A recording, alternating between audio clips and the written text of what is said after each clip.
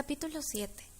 La propiedad del señor Bennet consistía casi enteramente en una hacienda de 2000 libras al año, la cual, desafortunadamente para sus hijas, estaba destinada por falta de herederos varones a un pariente lejano.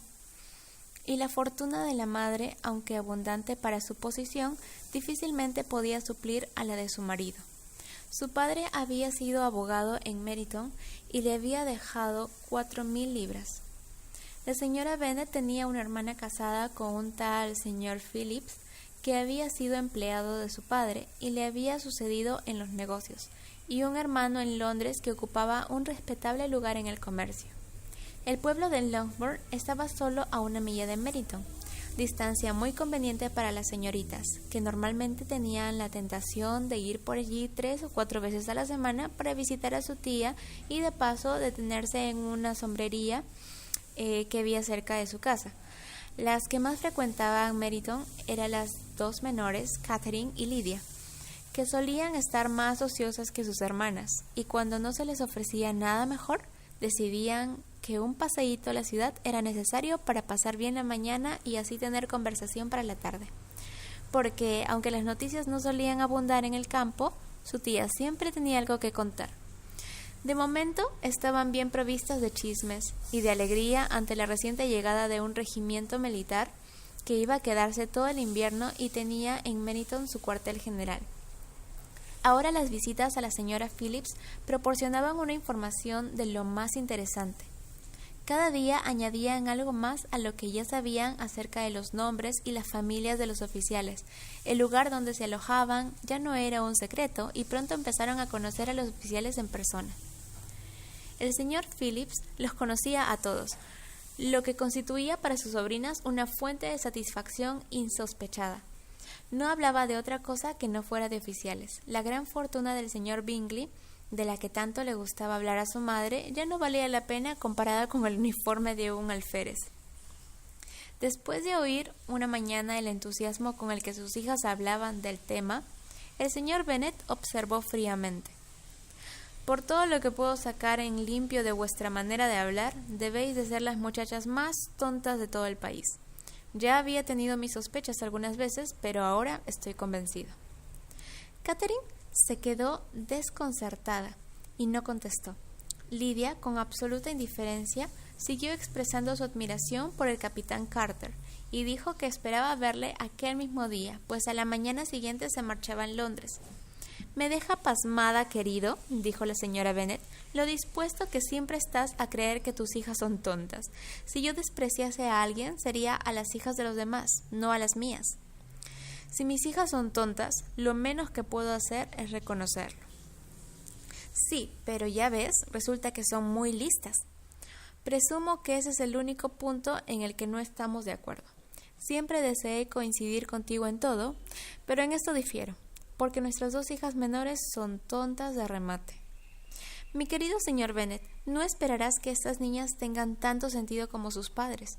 Cuando tengan nuestra edad, apostaría a que piensan en oficiales tanto como nosotros. Me acuerdo de una época en la que me gustó mucho un casaca roja, y la verdad es que todavía lo llevo en mi corazón. Y si un joven coronel con 5 o 6,000 libras anuales quisiera a una de mis hijas, no le diría que no.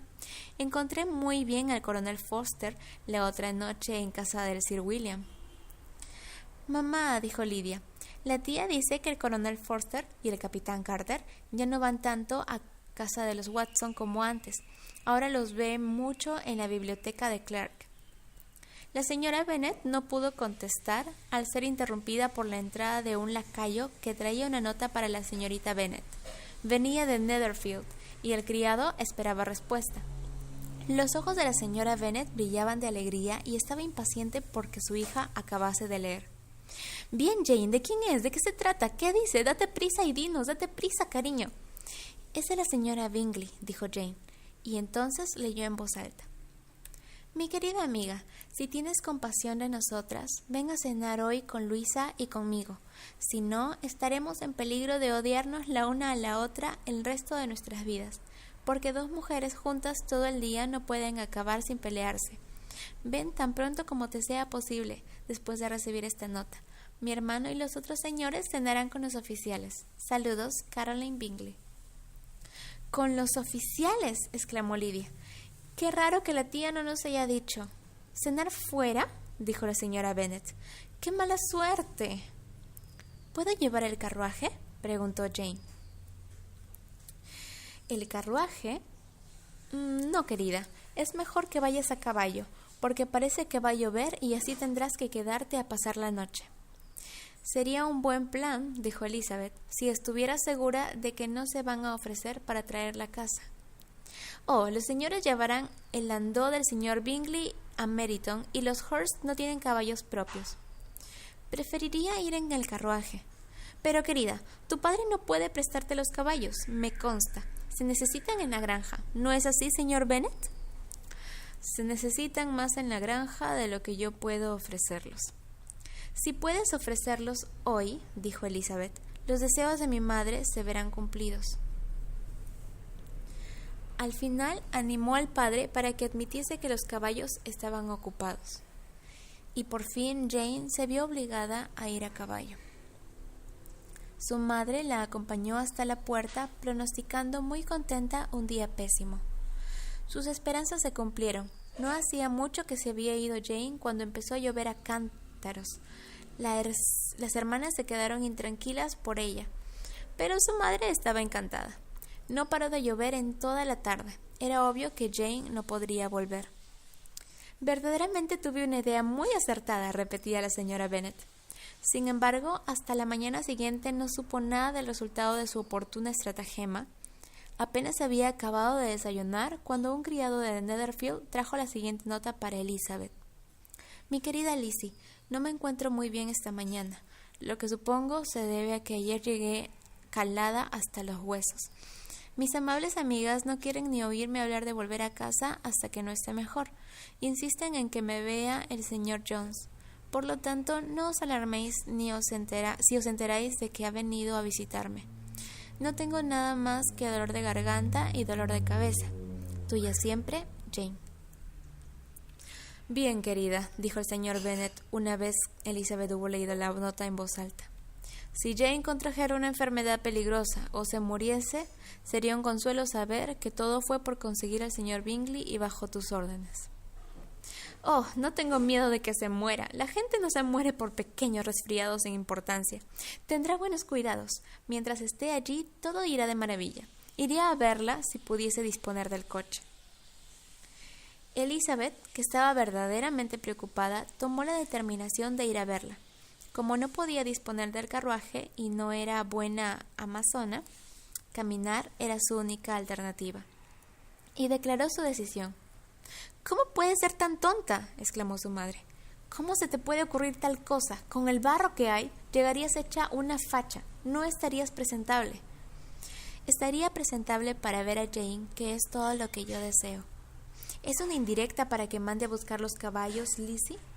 —dijo su padre. —No, en absoluto. No me importa caminar. No hay distancias cuando se tiene un motivo. Son solo 3 millas. Estaré de vuelta a la hora de cenar.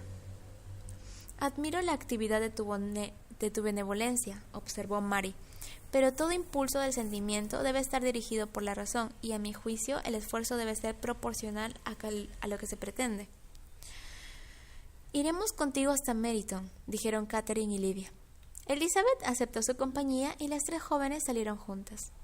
—Si nos damos prisa —dijo Lydia mientras caminaba—, tal vez podamos ver al capitán Carter antes de que se vaya. En Meryton se separaron. Las 2 menores se dirigieron a casa de la esposa de uno de los oficiales y Elizabeth continuó su camino sola. Cruzó campo tras campo a paso ligero, saltó cercas y sorteó charcos con impaciencia hasta que por fin se encontró ante la casa, con los tobillos empapados, las medias sucias y el rostro encendido por el ejercicio. La pasaron al comedor, donde estaban todos reunidos menos Jane, y donde su presencia causó gran sorpresa. A la señora Hurst y a la señorita Bingley les parecía increíble que hubiese caminado 3 millas sola, tan temprano y con un tiempo tan espantoso. Elizabeth quedó convencida de que la hicieron de menos por ello. No obstante, la recibieron con mucha cortesía, pero en la actitud del hermano había algo más que cortesía. Había buen humor y amabilidad. El señor Darcy habló poco y el señor Hurst nada de nada. El primero fluctuaba entre la admiración por la luminosidad que el ejercicio le había dado a su rostro y la duda de que si la ocasión justificaba el que hubiese venido sola desde tan lejos. El segundo solo pensaba en el desayuno. Las preguntas que Elizabeth hizo acerca de su hermana no fueron contestadas favorablemente. La señorita Bennet había dormido mal, y aunque se había levantado, tenía mucha fiebre y no estaba en condiciones de salir de su habitación.